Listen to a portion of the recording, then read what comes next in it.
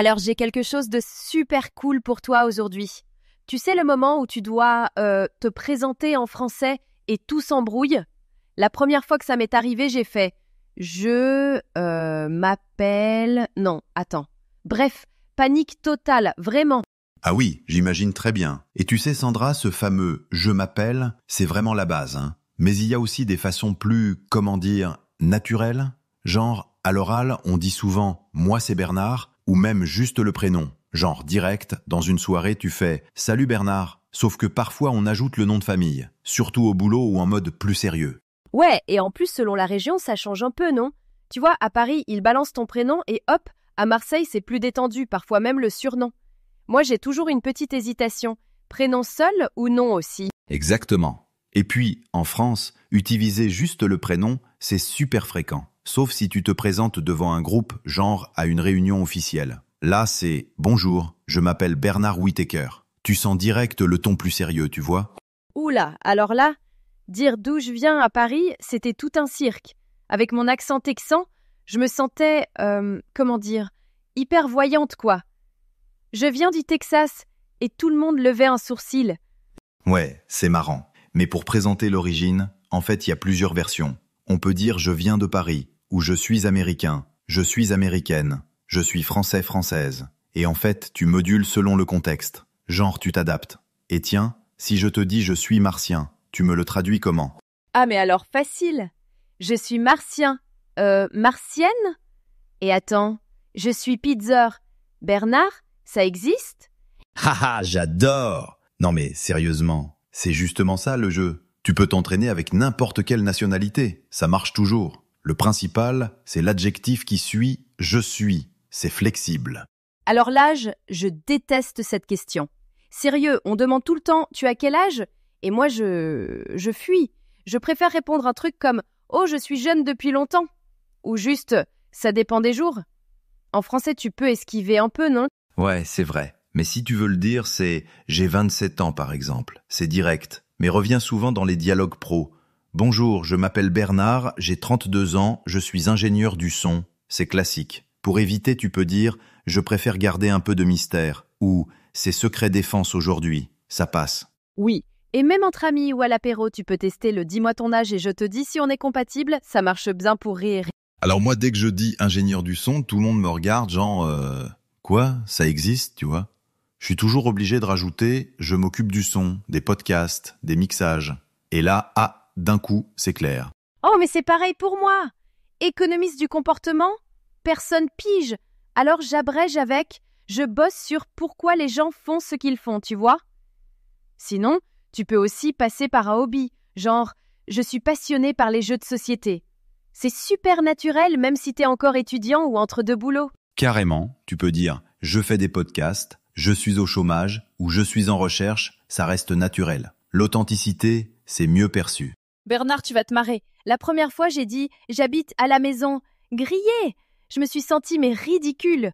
En France, on dit pas ça. C'est plutôt « j'habite à Lyon » ou « je vis en banlieue ». Genre, tu peux ajouter « je suis basé à Bordeaux » ou « j'habite près du parc ». Tu modules selon la précision que tu veux donner. Parfois juste « en région parisienne », ça suffit. Si tu veux rester vague, ça passe aussi. Surtout si tu viens d'une petite ville où t'es en mode discret. Oui, et même « je vis en colocation », c'est clair et naturel. Le quartier, ça donne un repère, mais tu dois voir à qui tu parles, hein. Alors moi, j'ai un aveu. J'adore les fromages vraiment chelous. Tu vois, genre les trucs qui sentent fort, qui coulent. Eh ben, c'est mon truc. T'es courageuse. Moi, c'est plus j'aime la musique ancienne. Ou je peux pas supporter les embouteillages, tu vois. On peut aussi dire je suis fan de séries. Ou ça me rend fou le bruit. D'ailleurs, Sandra, Netflix? Netflix? Oui, j'adore binge-watcher. Et randonnée? Randonnée, c'est la liberté. Je kiffe. Tu vois comme c'est fluide d'enchaîner? Attends, tu savais que selon certaines études, ton prénom et un sourire, ça augmente la mémorisation chez l'autre? Même à la radio. Si, faut imaginer le sourire dans la voix. C'est vrai. Et du coup, pour faire bonne impression, il y a les petites pauses, l'intonation et le mini détail perso. Genre, je suis Bernard, collectionneur de phonographes. Ça marque. On tente le jeu du speed meeting? Top chrono, 15 secondes chacun. Vas-y Bernard, monte. Ok. Salut, moi c'est Bernard Whittaker. Je vis à Paris, j'ai une passion bizarre pour les vieux enregistrements sonores et j'adore remettre des cassettes à neuf. Voilà. Maintenant, à toi Sandra. Moi, c'est Sandra, je viens du Texas. Je bosse sur le pourquoi du comment des choix humains et je collectionne des jeux improbables. Terminé. Bon, j'avoue, une fois j'ai utilisé un faux ami, j'ai dit I'm actual pour actuellement et la grosse gêne, tout le monde a cru que je me vantais d'être quelqu'un d'authentique. Tu vois le malaise ? Oh, moi c'est l'accent. Si tu rates un mot, genre peinture dit comme peinture, tu passes pour drôle. Allez. Question piège aussi. Tutoyer ou vous voyez ? En soirée, tutoiement. Né au boulot, vaut mieux partir sur le vous. Et il y a des erreurs fréquentes. Inversion de mots, genre je habite au lieu de j'habite. Tu les rattrapes vite, hein, c'est pas grave. Oui, l'important c'est de juste continuer. Même si tu te plantes, là c'est vraiment naturel. Tu sais, moi j'utilise des techniques mémo un peu bizarres, genre imaginer chaque phrase dans une pièce différente de ma maison mentale. Mais surtout, répéter à voix haute. Je fais pareil, tu sais, parler devant un miroir ou mieux, t'enregistres. Moi, j'ai ressorti mes vieilles cassettes pour ça. C'est un peu gênant, mais on progresse à fond. On essaye, je me présente face à mon miroir. Salut Bernard, tu veux du café ? Oui, bon, c'est bizarre tout seul, mais efficace. Oui, et au pire tu fais semblant d'avoir un public. Ton chat, ta plante verte. L'important, c'est d'y aller. Récap express. Tu veux un script clé en main ? Je m'appelle Sandra, je viens de Houston, je bosse dans l'économie et je suis fan de fromage bizarre à adapter selon toi. Et rajoute toujours ta petite touche perso, un détail insolite ou ta passion. Ça marque l'esprit. C'est vraiment ce qui fait la différence. Bon, défi du jour. Ose te présenter à un inconnu à la salle de sport, dans un groupe Facebook, puis raconte-nous sur French Liston. Alors, ouais, la clé c'est vraiment de pratiquer un peu tous les jours. Même si c'est devant ton miroir, ton chat ou en t'enregistrant. Plus tu le fais, plus ça devient facile. Exactement. Et si tu te sens d'attaque, va à des cafés linguistiques ou des rencontres d'échange en français. C'est, hyper détendu. Tu fais des erreurs, mais tout le monde est là pour s'améliorer. Essaie aussi de te lancer plein de petits défis. Aujourd'hui, je me présente à quelqu'un que je connais pas. Demain, je partage une anecdote. Petit à petit, ça devient complètement naturel. Et franchement, en te lançant un mini défi chaque jour, tu progresses super vite. Un jour, tu présentes un fait insolite, le lendemain, tu montes au créneau devant un nouveau groupe, ça muscle la spontanéité. Et l'enregistrement, c'est magique. Tu te réécoutes, tu repères ce qui te bloque, et petit à petit, tu ajustes le rythme, la prononciation. Ça change tout, vraiment. Oui, je promets, au bout de quelques essais, tu te sens déjà beaucoup plus à l'aise. Même si au début, t'as l'impression de te parler à toi-même. Il y a aussi le non-verbal. Debout, droit, les épaules détendues, tu transmets confiance même sans rien dire. Le regard, les gestes, ça compte autant que les mots. Et puis, un petit sourire en racontant, ça fait tout. Pense à enregistrer aussi ta voix pour écouter comment tu sonnes. Est-ce que tu parles trop vite ? Est-ce que c'est monotone ? C'est comme ça qu'on progresse, pas vrai ? Oui, et faire des gestes, ça anime la présentation, même à la radio. Tu donnes du rythme, tu accroches l'auditeur. Quand je m'entraîne, j'essaye de bien me tenir, de sourire et de capter le regard, même si c'est juste mon reflet. Ça donne plus de présence. Et puis parfois tu peux t'enregistrer. Tu checkes ton ton de voix, on dit que l'intonation c'est 60% du message, ou un truc comme ça. Enfin, je suis peut-être à côté, mais c'est primordial. Absolument. Accompagne avec la main, le visage. C'est ludique et personne ne te juge quand tu répètes chez toi. Moi j'ai intégré ça en routine. Tous les matins, 2 minutes devant le miroir, qui suis-je, où vais-je ? Ça fait ritualiser, mais c'est efficace pour la fluidité. Et rajouter un échange langue même en ligne, ça fait monter ta confiance. Partage un fait marrant sur toi, une anecdote, ça met tout le monde à l'aise et toi aussi. C'est clair, au bout d'une semaine, ta façon de parler s'éclaircit, tu prends des automatismes. Et plus t'es à l'aise, plus tu t'amuses.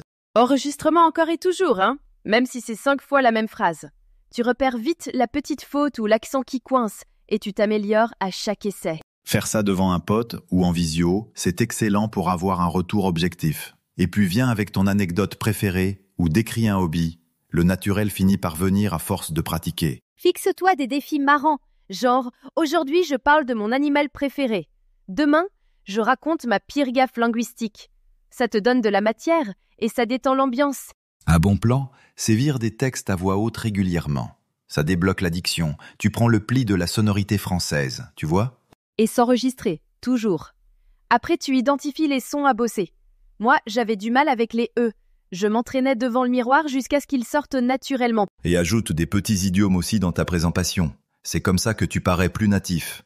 Ou, au minimum, super à l'aise. Ouais, routine, routine, routine. Plus tu t'exerces, plus les phrases viennent sans y penser. Et si tu te lances des défis, c'est fun, tu progresses en t'amusant. Va à des événements, hop, une mini-présentation. Même dans ton cercle d'amis, tu changes. Tu ajoutes un détail nouveau, et voilà la progression. Et puis, note chaque progrès, aussi petit soit-il. C'est motivant de voir ce que tu gagnes en aisance. Un détail génial, c'est le langage corporel. Devant le miroir, tiens-toi droit, un brin décontracté mais ouvert. Ça envoie un signal de confiance, même sans le vouloir vraiment. En plus, quand tu t'enregistres, observe le rythme, le ton. Ajoute un sourire, lève la main. Il suffit d'un petit geste pour donner du relief à ta présentation. Exactement. Et si tu captes l'attention avec juste un mouvement ou une intonation, les gens t'écoutent plus. Ça fait toute la différence. Dernier conseil, ose l'improvisation.